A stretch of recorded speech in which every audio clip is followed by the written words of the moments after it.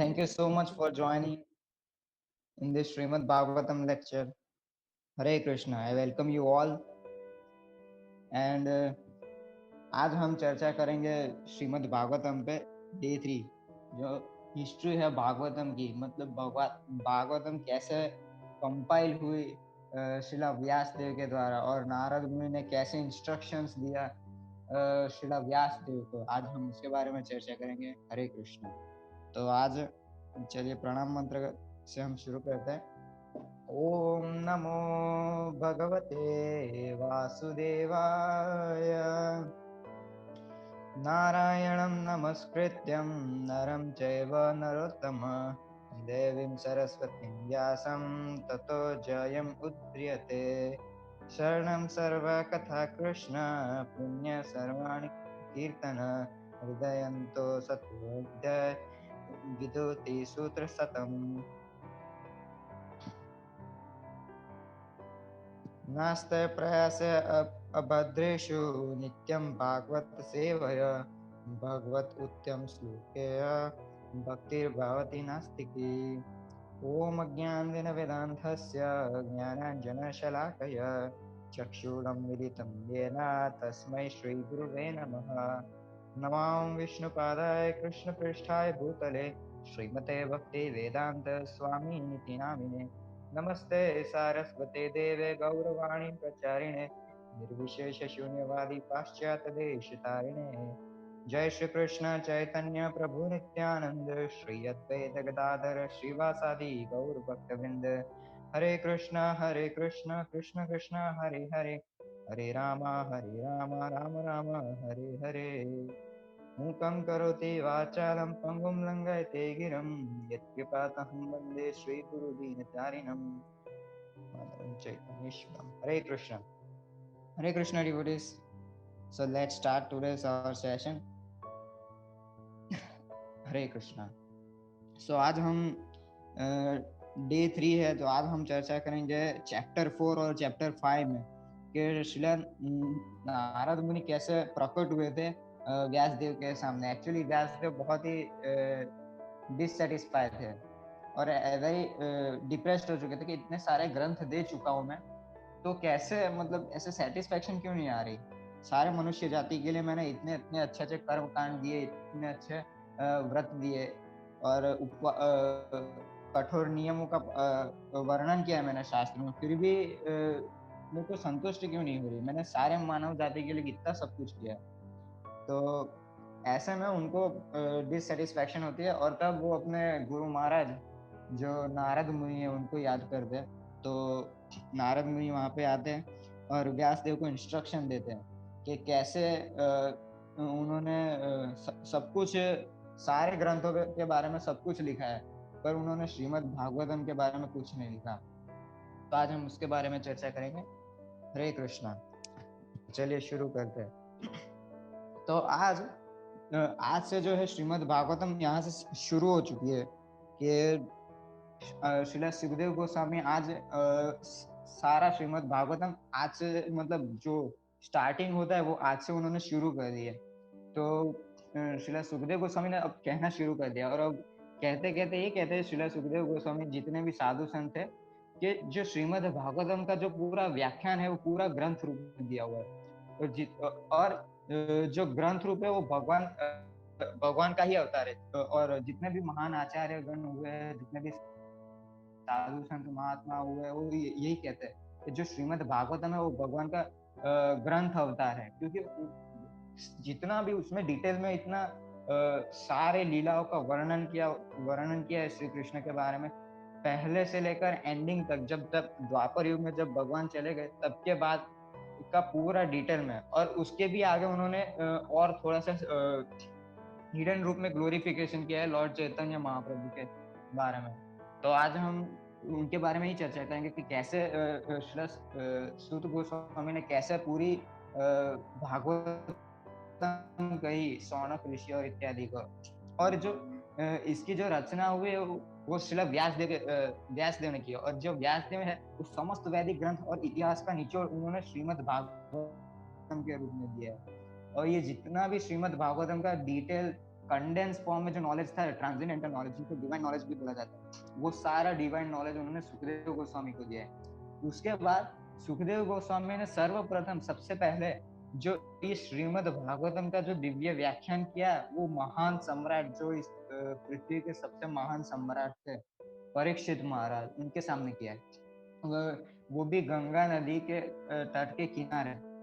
और श्रीला सुखदेव गोस्वामी श्रीमद् भागवतम बोल रहे थे और परीक्षित महाराज बैठे थे नीचे, और सारे साधु संतों ने उनको पूरा घेर के बैठ गए थे। बहुत सारे, जो आ रहा है बैठे जा रहा है, जो आ रहा है, कोई खड़ा भी नहीं हो रहा लाओ अब हमारा काम है, अब हम यहाँ से निकल। इतना डिटेल में, इतना अच्छे से व्याख्यान कर रहे थे श्रीमद् भागवतम का कि इवन नारद मुनि जैसे महाजन और व्यास देव जैसे महाजन वो श्रीला सुखदेव गोस्वामी के मुख से भागवतम का रेलिश कर रहे थे, भागवतम को रेलिश कर रहे थे।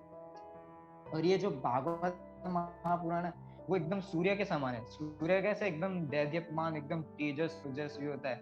जब अंधेरा होता है, अंधेरे के बाद जब सूर्यास्त होता है, तो कहीं पे भी अंधेरा नहीं रहता, कहीं पे भी नहीं, ना कोई गुफा में भी नहीं, कोई वहां पे भी थोड़ा तो थोड़ा उजाला तो होगा ही। जैसे कैसे अंधेरे में हम कैंडल जलाते हैं तो थोड़ा सा उजाला होता है रूम के अंदर, पर जैसे सूर्य उदय होता है तो कैंडल की कोई जरूरत ही नहीं पड़ती। इस ऐसा श्रीमद् भागवतम है, एकदम दैदीप्यमान। वो भी जब भगवान अपने धाम में लौट गए थे, इस धरती से जब चले गए थे अपने एटर्नल गोलोक वृंदावन में, तब उसके कुछ समय बाद ही इस श्रीमद् भागवतम प्रकट हुआ है। वो भी कहाँ से? नारद मुनि से श्रीला व्यास देव को इंस्ट्रक्शन मिली, और श्रीला व्यास देव ने बहुत ही अच्छे से श्रीमद् भागवतम को कंपाइल किया है। फिर जब श्रीला सुखदेव गोस्वामी जब सबसे पहले उन्होंने श्रीमद् भागवतम का व्याख्यान दिया, तब मतलब ये जो बोल रहे हैं ना, वो सूत गोस्वामी ने शौनक ऋषि और इत्यादि साधु संतों को बोल रहे हैं कि ये वो क्या बोल रहा है कि जो भी मैंने सुखदेव गोस्वामी से सर्वप्रथम जितना भी व्याख्यान सुना है श्रीमद् भागवतम का, वो आज मैं पूरा वापस से आप सबको आपके सामने एज इट इज बोलूंगा। क्योंकि जो मैंने अपने गुरु महाराज से जो सीखा था श्रीमद् भागवतम में, और उनकी जो कॉमेंट्रीज थी और उनका जो पूरा व्याख्यान था, वो मैंने पूरा एज ए आत्म साक्षात्कार, कैसे बोलते, सेल्फ रियलाइजेशन। कोई डिफरेंट योगा की प्रैक्टिस करते हैं, जैसे कि भक्ति योग है, अष्टांग योग है, ऐसे योग की कोई प्रैक्टिस करता है तो उसके माध्यम से भी आत्म साक्षात्कार होता है। पर भक्ति योग is a very easy process. तो उन्होंने भक्ति योग के माध्यम से और श्रीमद् भागवतम को पूरा रेलिश किया है, और वो एज इट इज जितना भी जो श्रीमद् भागवतम है वो अब सुनाने जा रहे हैं किनको? शौनक ऋषि और इत्यादि साधु संतों। तभी शौनक ऋषि ने ना एक बहुत सारे क्वेश्चंस किए सूत गोस्वामी को, और जो वो क्वेश्चन कुछ इस प्रकार से कि हम श्रीमद् भागवतम के इतिहास को सुनने के लिए अत्यंत ही आतुर हैं। श्रील व्यासदेव को कब और कैसे इस महान ग्रंथ की रचना करने की प्रेरणा कहाँ से हुई उनको? मतलब ऐसे पहले कभी जो दिव्य ग्रंथ है श्रीमद् भागवतम, वो पहले किसी को ही नहीं पता था, किसी को नहीं। हमने डे वन में भी हमने इसके बारे में चर्चा की थी कि सबसे पहले श्रीमद् भागवतम सिर्फ दो महाजनों को ही सिर्फ पता था, एक तो लॉर्ड शिवा और दूसरा नारद मुनि। फिर नारद मुनि के बाद ये पास होता हुआ व्यासदेव के बाद सुखदेव गोस्वामी के बाद सूत गोस्वामी के बाद शौनक ऋषि के बाद मध्वाचार्य, फिर ऐसे गुरु शिष्य परंपरा के माध्यम से फिर महाप्रभु आते, 6 गोस्वामी जाते हैं, फिर ऐसा पूरा गुरु शिष्य परंपरा के माध्यम से ये जो दिव्य ज्ञान है वो आज हमें भी मिल रहा है। देखिए कहाँ से आ रहा है ये दिव्य ज्ञान। वो ऐसे उन्होंने जो अपने गुरु महाराज से सीखा था, वही आज एज इट इज होता हमारे पास आ रहा है।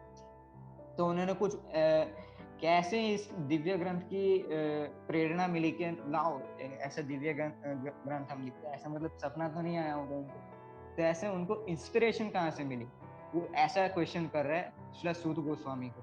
और दूसरा क्वेश्चन क्या कर रहे हैं, और उन्होंने प्रमुखतः किस कारण के लिए इसकी रचना की, और ये दूसरा क्वेश्चन है। अब थर्ड क्वेश्चन क्या पूछते हैं, यज्ञपि श्रीला सुखदेव गोस्वामी एक पागल व्यक्ति के समान दिखते हुए भ्रमण करते थे, अंतःकरण से पूर्ण आत्मज्ञानी थे।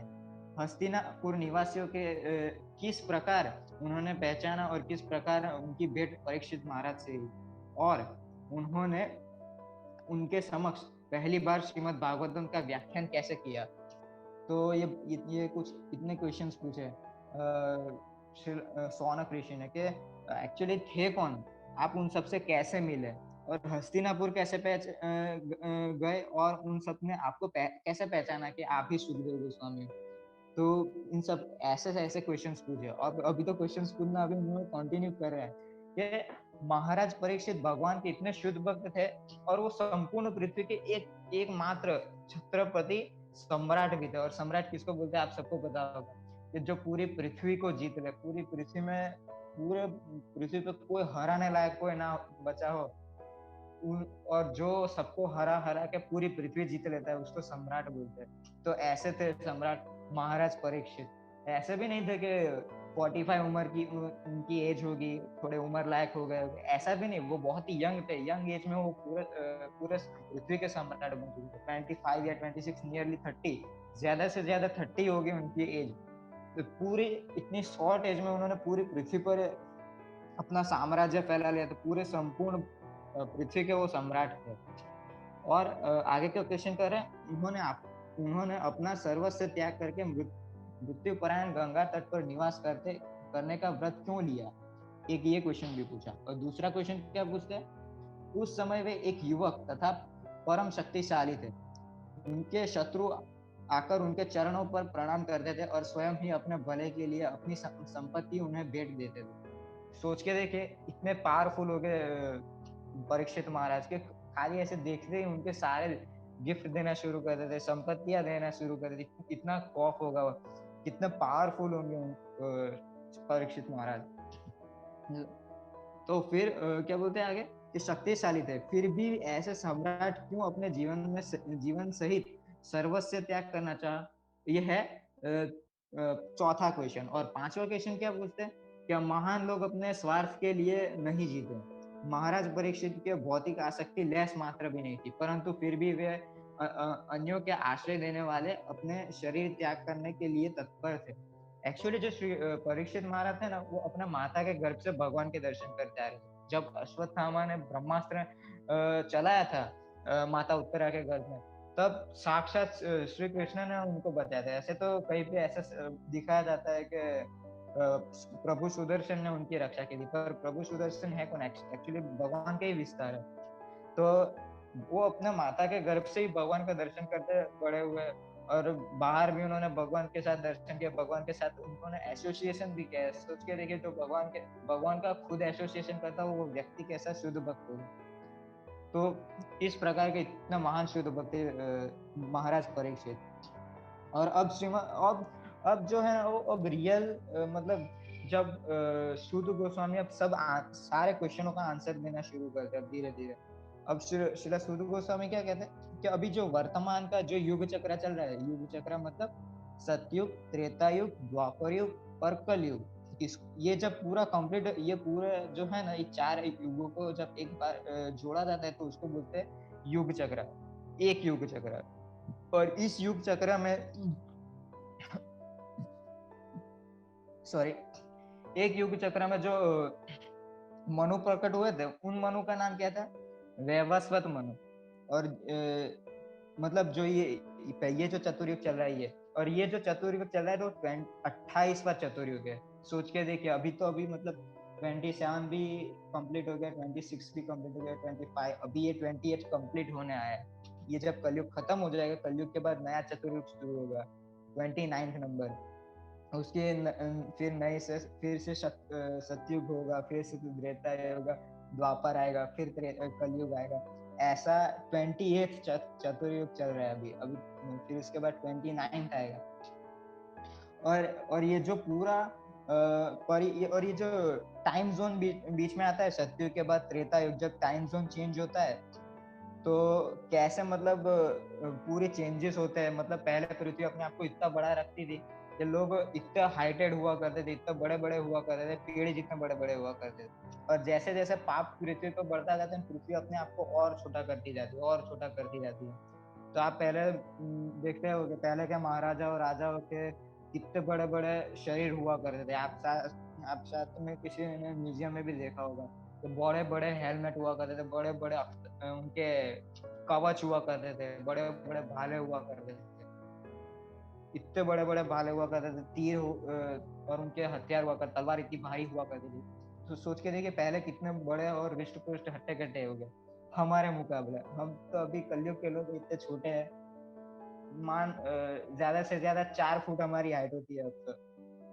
और यहाँ पे देखो ब्रह्मा की लाइफ स्पैन के बारे में दिया हुआ है कि जब 71 चतुर्युग कंप्लीट होता है ना, तब तब एक कल्प बीतता है। जब 36,000 कल्प बीत जाते हैं, तब ब्रह्मा जी का एक दिन खत्म हो जाता है, मतलब पूरी लाइफ स्पान उनकी खत्म हो जाती है। जब 36,000 कल्प बीत जाते हैं, तब उनका 100 ईयर खत्म हो जाता है। अभी ब्रह्मा जी की एज कितनी होगी पता है? 50। और अभी 51 हो गए अभी उनकी अभी बर्थडे आएगी, जब कलयुग खत्म होगा तब वो 51 के हो जाएंगे। तो इतनी बड़ी उम्र है अभी तो, मतलब बहुत ही लंबा टाइम स्पान चलने वाला है। और जब ब्रह्मा जी का 1 डे जो होता है, वो यहाँ पे तो नहीं लिखा हुआ इस स्लाइड में, पर ब्रह्मा जी का जो 1 डे होता है वो होता है ह्यूमन ईयर के हिसाब से बोल रहा हूँ, 400 बिलियन 830 लैक्स ईयर ह्यूमन। हाँ ये 1000 महायुग। और जितना 14 मनवंतर्स होते हैं, और 14 मनवंतर्स के बाद 15 संध्यास भी आती है, 14 मनवंतर्स के बाद 15 संध्यास आती है। और जब ब्रह्मा जी का पूरा जो दिन होता है, उतना ही लंबा उनकी रात भी होती है। तो सोच के देखिए 4 बिलियन ईयर्स तक हम लोग 400 बिलियन ईयर तक हम सोते रहते हैं, हमको पता भी नहीं होता। हम भगवान के पास ही होते, पर हमें भी नहीं पता होता, क्योंकि हमारे कर्मों के हिसाब से हम अपने बॉन्डेज में इतने होते हैं कि हमको पता ही नहीं चलता है कि हम भगवान के पास है, और अनकॉन्शियस होते हैं, हमको पता ही नहीं होता है। अब श्रीला सूत गोस्वामी कहते हैं कि श्रीला व्यासदेव का जो आश्रम है वो हिमालय पे बद्रीनाथ के निकट एकदम संप्राय स्थित एक जगह है, वहां पे उनका आश्रम था। तो एक दिन उन्होंने सूर्योदय में, एक दिन क्या हुआ कि वो बहुत ही ध्यान तपस्या करने वाले, क्योंकि वो एक्चुअली बहुत ही डिससेटिस्फाइड थे अपने जितने भी उन्होंने अपना पूरा जो कार्य किया था, कि इतने सारे शास्त्र को दिया था, फिर भी वो समझ नहीं पा रहे थे कि डिससेटिस्फेक्शन इतनी क्यों है। तो एक दिन वो सूर्यास्त होने के बाद सरस्वती नदी में उन्होंने स्नान किया, और सारी विद्या और सारे यज्ञों को उनको करने के बाद वो ध्यान अवस्था में बैठ गए। और नदी तट पर बैठते बैठते उनको वैसे आचार्य का अर्थ होता है, और होता है फार साइडेड मतलब ये नहीं कि दूर तक देख लेना, 100 किलोमीटर तक देख लेना। फार साइडेड का अर्थ होता है कि त्रिकाल ज्ञानी का मतलब जो फ्यूचर भी देख सकता है, पास्ट भी देख सकता है, प्रेजेंट भी देख सकता है, ऑल ओवर कंडीशंस देख सकता है कि फ्यूचर में क्या होने वाला है, पास्ट में क्या हुआ था, और प्रेजेंट कंडीशन अभी क्या है, उनको बोलते त्रिकाल ज्ञानी। और आचार्य का अर्थ भी यही होता है कि far sighted, he can see the future also. तो वो त्रिकाल ज्ञानी थे, और उनको पता था इस भावी कलयुग के बारे में कि इतना भयंकर होगा ये कलयुग, इतनी छोटी बुद्धि वाले मनुष्य होंगे। और उनको इन सबका भय रहा था कि इन सबके उद्धार के लिए हमें क्या करना चाहिए, क्या चीज होगी जो इन सबको उद्धार कराएगी। तो शिला व्यासदेव जानते थे कि उन्होंने जितने भी वेदों में वर्णित जितने भी यज्ञ है, विधि विधान है, वो सारे मनुष्य के लिए एकदम समुचित, एकदम परफेक्टली उन्होंने अरेंज करके रखे थे कि हाँ, ये यज्ञ करने के बाद ये यज्ञ करना है, फिर ये अनुष्ठान करना है, फिर ऐसी तपस्या करनी है, फिर ये उपवास रखना है, ये नियम का पालन करना है, तब जाके मनुष्य का उद्धार होगा। तो ऐसा उन्होंने मतलब डिटेल में उन्होंने ऐसा किया था। पहले तो उन्होंने वेदांत सूत्र जो थे, वेदांत सूत्र में उन्होंने चार वेदों को डिवाइड कर दिया, चार वेदों में सामवेद, यजुर्वेद, अथर्ववेद और दूसरा क्या है, ऋग्वेद। ऋग्वेद, ये चार वेद है, चार वेदों में विभाजित कर दिया। फिर उन्होंने लिखा पुराणों के बारे में लिखा, पुराणों के बारे में लिखा उन्होंने 6 शास्त्र लिखे, जो कर्म शास्त्र, धर्म शास्त्र, काम शास्त्र, नीति शास्त्र, इन सब के बारे में लिखा। फिर इतिहास लिखे, फिर 108 उपनिषद भी लिखे, फिर और भी आगे इतने शास्त्र है उनके बारे में उन्होंने और लिखा। पर तब भी उनको इतनी सेटिस्फेक्शन नहीं हुई थी। पर तो उन्होंने सोचा कि हाँ, अगर प्रैक्टिकल इंप्लीमेंट हो जाए तो शायद तक रिजल्ट्स देखने को मिले। तो उन्होंने क्या किया, व्यास देव ने ऋग्वेद ऋग्वेद जो थे वो पेल ऋषि को सौंप दिया, और जो सामवेद थी वो जैमिनी ऋषि को सौंप दिया, और जो यजुर्वेद था वो वैशंपायन ऋषि मुनि को सौंप दिया, और जो अथर्व वेद था वो अंगिरा ऋषि को सौंप दिया। ऐसे करके उन्होंने 4 डिसाइपल्स को ये 4 वेद अलग अलग सौंप लिए। और वो जो 4 साधु संत थे उन्होंने और अपने डिसाइपल्स को नॉलेज दिया इन सब के बारे में, और ये आगे कंटिन्यू होता रहा। पर जो जो निचोड़ था, जो शास्त्रों का जो पूरा निचोड़ था, वो किसको देना था उनको पता भी नहीं था अभी, और क्या है निचोड़ वो भी उनको नहीं पता था। अभी वो अभी सब कंपाइल श्रीमद् भागवतम उन्होंने अभी लिखी भी नहीं थी। तो जो पुराण थे वो सूत गोस्वामी को दिए, जितने भी पुराण थे उनको सूत गोस्वामी को दिए, और जो बाकी के जितने भी शिला व्यास देव के जितने भी शिष्य थे और उन सबको जो वैदिक ज्ञान है उनको उनको सब कुछ दिया। और ये जब गुरु शिष्य परंपरा के माध्यम से आगे बढ़ता गया, फिर कुछ समय पश्चात वो ज्ञान भी समाप्त हो गया। फिर क्या हुआ, परंतु मानव जाति के समस्त, और आगे सूत गोस्वामी कहते हैं कि परंतु मानव जाति के समस्त वर्ग के लिए अथक परिश्रम करने के बाद भी व्यासदेव के अपने हृदय में निराशा का अनुभव कर रहे थे। सोचिए, जिन्होंने जिन्होंने 4 वेद लिखे, 18 पुराण लिखे, इतिहास लिखे, महाभारत लिखा, 108 उपनिषद भी लिखे, फिर भी वो डिससेटिस्फाइड थे। सोच के देखिए, इतना सब कुछ लिखा फिर भी डिससेटिस्फाइड। हम तो एक असाइनमेंट लिखते हैं, हम थक जाते हैं। तो उनका तो क्या कहना, उन्होंने इतना डिटेल में लिखा, वो भी किसके लिए लिखा, पूरी मनुष्य जाति के लिए लिखा उन्होंने, फिर भी वो डिससेटिस्फाइड थे। फिर और आगे सूत गोस्वामी कहते हैं शौनक ऋषि और साधु संतों के कि उन्होंने इस विषय पर गहन विचार किया और सोचा कि मैंने शास्त्रों के सब व्रतों और कठोरता से पालन किया है, निष्कपट भाव से वेदों और अपने गुरु महाराज एवं यजुर्वेद की उपासना भी की है।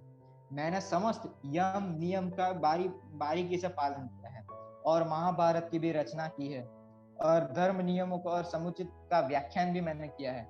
परंतु इन सब करने के बाद भी अंतःकरण में अधूरेपन का अनुभव कर रहा हूँ। कदाचित यह इसलिए क्योंकि मैंने भगवान श्री कृष्ण के दिव्य भक्ति और उनकी महिमाओं का विशुद्ध रूप से गुणगान नहीं किया है, क्योंकि एकमात्र वही कार्य व्यक्ति को आत्म साक्षात्कार की तरफ ले जा सकता है। सोच के देखिए, उन्होंने सब कुछ लिख दिया, विष्णु पुराण लिख दिया, ब्रह्म पुराण लिख दिया, शिव पुराण लिख दिया, और बाकी इतने इत्यादि पुराण लिख दिए, पर उन्होंने भगवान श्री कृष्ण के बारे में ही उन्होंने नहीं लिखा। तो फिर वो सोच ही रहे थे कि शायद ऐसा भी हो सकता है, मैंने भगवान श्री कृष्ण के बारे में नहीं लिखा, उनकी नाम रूप गुण लीला, पर पूर्ण पुरुषोत्तम भगवान तो है, वो तो पता है, पर उनके बारे में मैं कैसे लिखूं। वो उनको पता था, उनको शायद ऐसा डाउट हो रहा था कि तभी मुझे डिससेटिस्फेक्शन हो रहा है। तो उन्होंने बहुत ही ध्यान से आत्मनिरीक्षण किया। Means that he has done very detail analysis कैसे किया उन्होंने, आत्मनिरीक्षण का मतलब खुद के अंदर उन्होंने क्या ऐसा दोष देखा कि वो ऐसा कार्य जो लिखना चाहते थे वो लिख नहीं पाए। मतलब ऐसा उनसे कौन सा दोष उनके अंदर आ गया कि भगवान ने उनको ऐसी शक्ति नहीं दी लिखने के लिए। फिर उन्होंने सूत गोस्वामी कहते हैं कि श्रील व्यासदेव ने तुरंत ही उठकर आत्मनिरीक्षण करते हुए वेद व्यास अपने दोषों को देख रहे थे। उसी समय पूज्य श्रीला नारद मुनि वहां पहुंचते हैं और श्रीला व्यास देव तुरंत ही उठते हैं और अभिवादन करते हैं, साष्टांग दंडवत करते हैं, स्तुति गान करते हैं। फिर उसके बाद नारद मुनि को एक आसन पे बिठाते हैं। और नारद मुनि तो जानते हैं, नारद मुनि सबके मन को पढ़ सकते हैं। जैसे उनका स्वरूप है सच्चिदानंद स्वरूप, जैसा भगवान का स्वरूप है वैसा ही सेम स्वरूप भगवान ने उनको भी दिया है, सच्चिदानंद स्वरूप। तो जो सच्चिदानंद स्वरूप होता है वो सब कुछ भी करने के लिए पूर्ण है। वो किसी की आत्मा को भी देख सकता है, परमात्मा को भी देख सकता है, मन को भेद भी सकता है। जो व्यक्ति मन को भेद सकता है तो मन की बात नहीं जान सकता है। तो नारद मुनि से कुछ छुपा नहीं था। नारद मुनि ने अपने उनके शिष्य के अंदर जो दोष थे वो उन्होंने देख लिया और हल्की मुस्कान देते हुए बोल रहे थे। इसलिए नारद मुनि ने कहा कि हे पराशर मुनि नंदन, तुमने अपनी रचनाओं के मध्य से लोगों को आत्म साक्षात्कार पहचान भौतिक शरीर एवं मन से करने की शिक्षा दी है। क्या तुम इससे संतुष्ट हो? निस्संदेह तुम अपने पूर्ण आत्म साक्षात्कार के स्तर के प्राप्त कर लिए हैं और महाभारत की रचना करने के सब प्रकार से वैदिक सिद्धांतों को विलक्षण रीत से प्रस्तुत किया है। इतना ही नहीं, तुम्हारे द्वारा संकलित वेदांत सूत्र भी निराकार ब्रह्म के प्रत्येक पहलू को विस्तार पूर्वक अभिवादन करना है। इतना सब करने के बाद भी तुम मन से निराश क्यों हो? देखिए, एक्चुअली नारद मुनि सब कुछ जानते हैं। नारद मुनि भी त्रिकाल ज्ञानी, he can see the future, past as well as present also. फिर भी वो फिर भी नारद मुनि पूछ रहे हैं श्रील व्यास देव को कि तुमने इतना सब कुछ दिया, पुराण दिया, इतिहास दिया, महाभारत दिया, वेदांत सूत्र दिया जिसके अंदर निराकार ब्रह्म के विषय में डिटेल डिस्क्रिप्शन दिया हुआ है, फिर भी तुम इतने निराश हो इन सब कुछ लिखने के बाद भी? फिर व्यास देव आंसर देते हैं और उनकी थोड़ी बहुत स्तुतियां भी करते हैं उनके अंदर। और क्या कहते हैं कि श्रीला नारद देव, आप जो कह रहे हो पूरी तरह से उचित है। इतना महान उपलब्धि प्राप्त करने के बाद भी संतुष्टि नहीं हुई। आप असीमित ज्ञान के भंडार हैं। मैं आपसे निवेदन करता हूँ कि कृपया मेरे संतुष्टों का कारण समाप्त कीजिए। आप सूर्य की भांति तीनों लोकों में भ्रमण करते हैं और वायु की भांति प्रत्येक जीव को अंतर्मन को भेद सकते हैं। इस दृष्टि से परमात्मा के स्तर पर ही है। वैसे नारद मुनि जब आगे की स्टोरी में हम चर्चा करेंगे फिर आने वाले सेशन के अंदर, कि कैसे नारद मुनि को भगवान से आशीर्वाद मिला था कि तुम सब कुछ याद कर सकते हो और कुछ भी भूल नहीं सकते। नारद मुनि को एक आशीर्वाद मिला है भगवान से कि जैसा पहले कल्प से लेकर अभी तो जो कल्प चल रहा है, अभी जो मनवंतर चल रहा है, अभी जितने भी इंसिडेंट्स हुए उनको एज इट इज याद है, जैसे कि अभी फ्रेश ये इंसिडेंट अभी हुआ हो, कल ही ये इंसिडेंट हुआ, आधे घंटे में ये इंसिडेंट हुआ। ऐसा उनको आशीर्वाद दिया है भगवान ने कि तुम्हारी मेमोरी एवर फ्रेश रहेगी, full of bliss and transcendental knowledge. उनको ये भी आशीर्वाद मिला है भगवान से, वो हम आगे के सेशन में चर्चा करेंगे इसके बारे में। फिर क्या बोलते हैं व्यासदेव, कृपया मेरे इस रोग का कारण बताइए और जो मेरे लिए परम कल्याणकारी है उसका उद्देश्य दीजिए। और तब नारद मुनि ने एकदम डिटेल में डिस्क्रिप्शन इंस्ट्रक्शन देना शुरू कर दिया। अब नारद मुनि कहते हैं कि तुम पूर्ण परशुतम भगवान की जो दिव्य लीला है, उनके नाम रूप गुण लीला, उनके बारे में तुमने कुछ भी वर्णन नहीं किया। ऐसा कोई भी ज्ञान अथवा सिद्धांत जो परम भगवान को संतुष्ट नहीं कर सकता और अर्थहीन माना जाता है। सोच के देखिए, अर्थहीन, जो भी नॉलेज जो भगवान को सेटिस्फाई नहीं कर सकता, वो नॉलेज अर्थहीन है। सोच के देखिए, जितना भी ट्रांसेंडेंटल नॉलेज है, शास्त्रों का निचोड़ क्या है? Devotional service. हमने पहले दूसरे क्लास में इसके बारे में चर्चा की थी। What is the purpose of Srimad Bhagavatam? To do devotional service. और यहाँ पे और नारद मुनि कहते हैं इंस्ट्रक्शन में कि तुमने धर्म अर्थ काम मोक्ष विषयों के ऊपर अत्यंत ही विस्तार पूर्वक प्रस्तुत किया है, परंतु तुमने परम भगवान का कीर्तन तथा शुद्ध भक्ति और यथोज्ञान का गुणगान नहीं किया है। तो श्रीला व्यासदेव ने जितने भी शास्त्र दिए थे, 6 शास्त्र थे उनके, जो धर्म शास्त्र, अर्थ शास्त्र, काम शास्त्र, मोक्ष शास्त्र, फिर ब्रह्म सूत्र, ऐसे नाम के पूरे उनको 6 शास्त्र के बारे में उन्होंने डिटेल में डिस्क्रिप्शन दिया था, जिसमें कैसे सेंस ग्रेटिफिकेशन करना चाहिए का मतलब कि कैसे अच्छे कर्म करो, अच्छे कर्म के बाद अच्छे पुण्य मिलेंगे, अच्छे पुण्य मिलने के बाद तुम स्वर्ग जाओगे, स्वर्ग में बहुत ही अच्छे भोग भोगने को मिलेंगे, फिर वापस पुनः इस मृत्यु लोक में आना पड़ेगा। वो उन्होंने बताया भी है, पर डिटेल में उन्होंने इसके बारे में नहीं बताया। और इसके बारे में उन्होंने श्रील व्यासदेव ने कहा भी पहले ही कि मैंने इतना डिटेल में डिस्क्रिप्शन दिया है फिर भी मुझे डिससेटिस्फैक्शन क्यों है। उन्होंने खुद से ही अपना क्वेश्चन किया, और फिर यहाँ नारद मुनि भी उनको बता रहे हैं।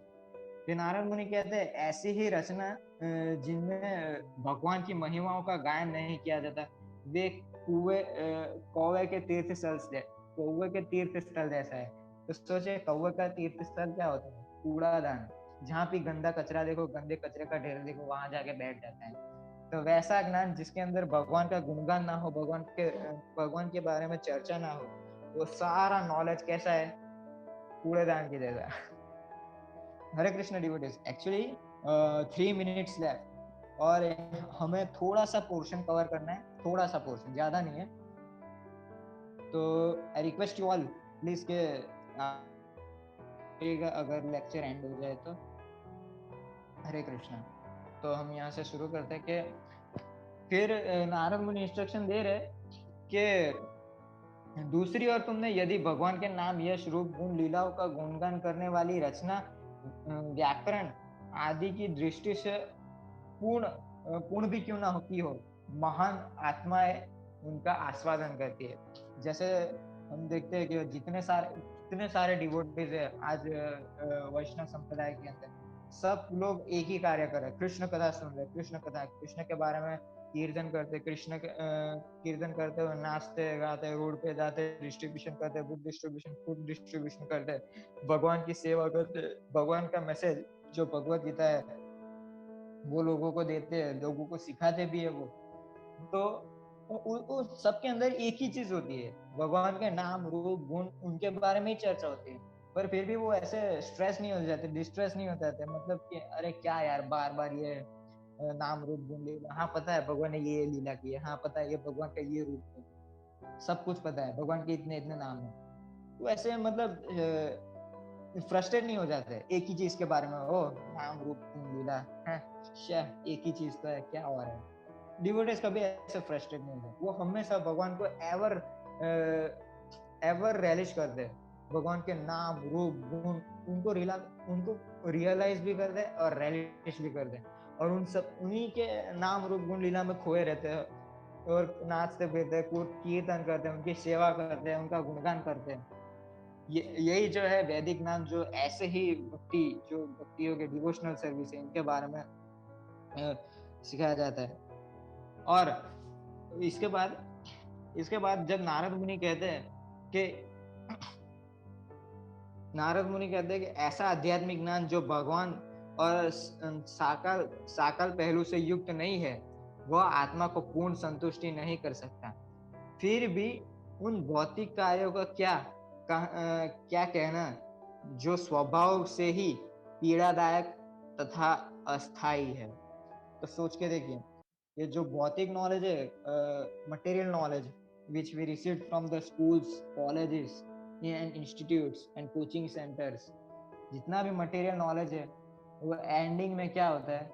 वो हमें स्ट्रेस ही देता है, डिप्रेशन ही देता है, एंग्जाइटीज देता है।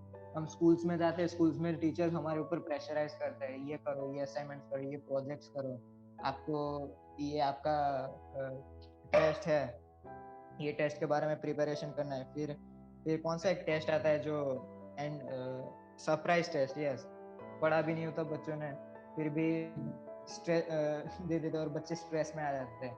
सो ऐसा जो भौतिक नॉलेज होता है वो एंडिंग में पीड़ा।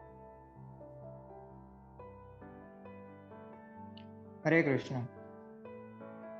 तो यहाँ पे नारद मुनि ने उनको आखिरी इंस्ट्रक्शन दी थी, और जो इंस्ट्रक्शन दिए है कि इसके स्थान पर जो तुम्हें जन सामान्य को शुद्ध भक्ति के पथ पर आग्रह करना चाहिए, क्योंकि जो भी व्यक्ति इस दिव्य पथ पर चलता है वह कभी भी कुछ खोता नहीं है, जबकि भक्ति न करने वाले व्यक्ति इस संसार में सब कुछ प्राप्त करते हैं, पर कुछ भी करते हैं, कुछ भी सामर्थ्य प्राप्त नहीं कर पाते। यदि कोई नवधा भक्ति के उपरिक्तता उपरिक्तता से गिर भी जाता है तब वह कुछ खोता भी नहीं है। और चूंकि उसके भक्ति मार्ग के आनंद का एक एक बार आस्वादन कर लिया है, वह अनुभव उसे भविष्य में पुनः भक्ति मार्ग पर ले आता है और वह अपनी यात्रा उसी स्थान से आरंभ कर सकता है।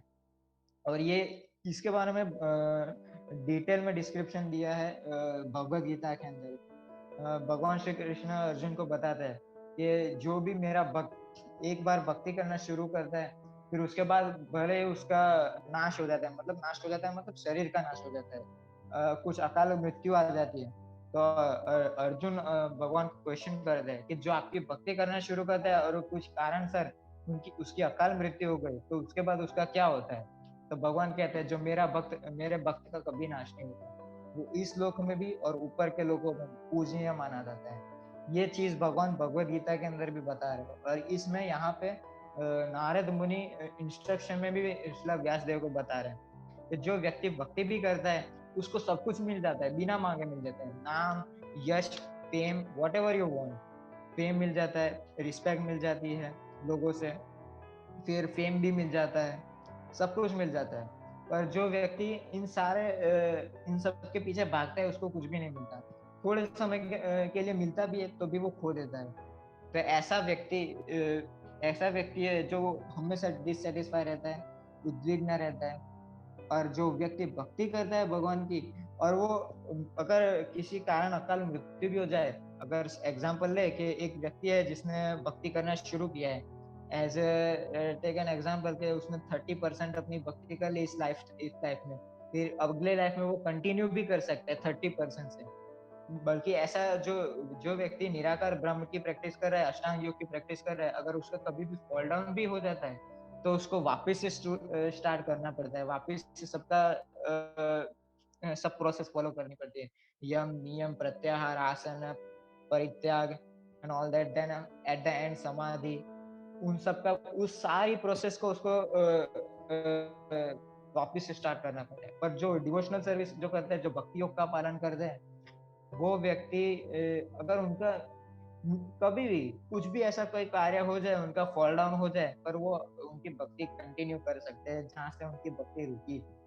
और जो लास्ट इंस्ट्रक्शन देते नारद मुनि व्यास देव को, तो कहते हैं हे व्यास, तुम परम भगवान की लीलाओं पर मनन करते हुए एक अटूट ग्रंथ का संकलन करो, जिसमें उन लीलाओं का विस्तार पूर्वक वर्णन हो, जिससे सुनने मात्र से ही लोगों के भव बंधन से मुक्ति मिल जाए। और महान भक्तों तथा ऋषि मुनियों के इस निष्कर्ष निकाल है कि भगवान की दिव्य लीलाओं का श्रवण कीर्तन करने ही ज्ञान वेदाध्ययन, यज्ञ तथा दान का सार है। हे व्यास, शुद्ध भक्ति एवं सेवा और ओतप्रोत साधुओं का संग करो, कितने भी अद्भुत परिणाम प्राप्त कर सकते हो।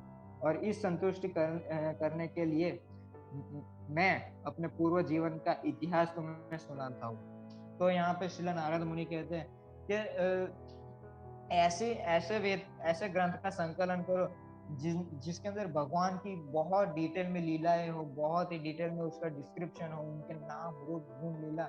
खाली उसको पढ़ने मात्र से भी व्यक्ति का भवबंधन से मुक्ति मिल जाती है। भवबंधन से मुक्ति मिलना मतलब जो हमारे रिश्ते हैं, माता पिता, जो हम रिश्ते मानते हैं कि हाँ ये मेरा माता पिता, ये मेरा भाई बहन है, ये मेरी वाइफ है, ये मेरा हस्बैंड है, हम जो ये रिश्ते मानते हैं वो सारे रिश्तों से छूट जाते हैं। मतलब ये नहीं कि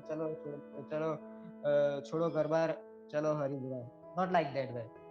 मीन्स दैट हाँ वो देखता है कि हाँ ये मेरा माता पिता है, पर ये मेरे खुद के माता पिता नहीं, ये माता पिता ने मेरे को शरीर दिया है।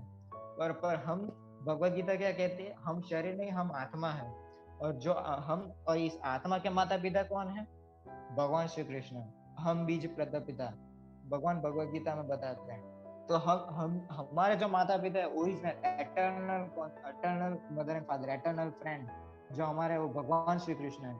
तो उनकी लीलाओं और उनके ट्रांसेंडेंटल पास टाइम को सुनने मात्र से ही भव बंधन से मुक्ति मिल जाती है। अगर कोई श्रीमद् भागवतम को कोई पढ़ता भी है, अगर नहीं पढ़ सकता है तो एटलीस्ट सुनेगा, तो भी उसकी तो उसकी मुक्ति निश्चित ही है, क्योंकि जो जब श्रीला सुखदेव गोस्वामी बोल रहे थे और परीक्षित महाराज सुन रहे थे, तो उनको सुनने मात्र से उनकी अंदर ईगरनेस इतनी बढ़ रही थी भगवान के बारे में जानने के लिए। वो और जानना चाहते थे, और जानना चाहते थे, और जानना ही चाहते। ऐसा उनको लग रहा था कि थाउजेंड्स ऑफ थाउजेंड्स ईयर मुझे दे दो, मुझे और उनके बारे में सुनना है। तो ऐसी उनकी पोजीशन आ गई थी परीक्षित महाराज की।